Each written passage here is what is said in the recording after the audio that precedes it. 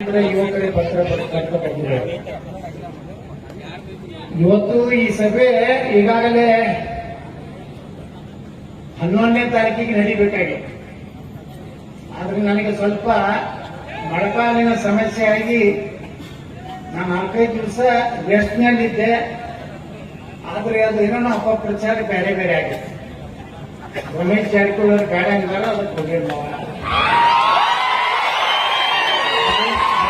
ಜಾರಕಿಹೊಳಿ ಹೋಗೋಣ ಅಂದ್ರೆ ಅದಕ್ಕೆ ಹೋಗಿಲ್ಲ. ನಾನು ಪಾಪ ಅವ್ರಿಬ್ಬರಿಗೆ ಎಂದೂ ಸಹ ನಾನು ಹೋಗ್ಬೇಡತ್ತು ಎಂದೂ ಹೇಳಿಲ್ಲ. ಯಾರು ಹಂಗ ಅಪಪ್ರಚಾರ ತಿಳ್ಕೋಬೇಡ್ರಿ. ರಮೇಶ್ ಜಾರಕಿಹೊಳಿ ನಾವು ಬಹಳ ಒಳ್ಳೆ ಗೆಳೆಯರಿದ್ದೀವಿ. ರಮೇಶ್ ಜಾರಕಿಹೊಳಿ ಅವ್ರ ಸ್ವಭಾವ ನನಗೆ ಗೊತ್ತೈತಿ, ಅವ್ರ ಸ್ವಭಾವ ಅವ್ರಿಗೆ ನನಗೆ ಗೊತ್ತೈತಿ. ಯಾಕಂದ್ರೆ ಯಾರೋ ರಾಜಕಾರಣಿಗಳನ್ನ ಸುಮ್ಮನೆ ನಾವು ಅಪವಾದ ಅಪಪ್ರಚಾರಕ್ಕೆ ಕೊಡ್ಬೇಕು.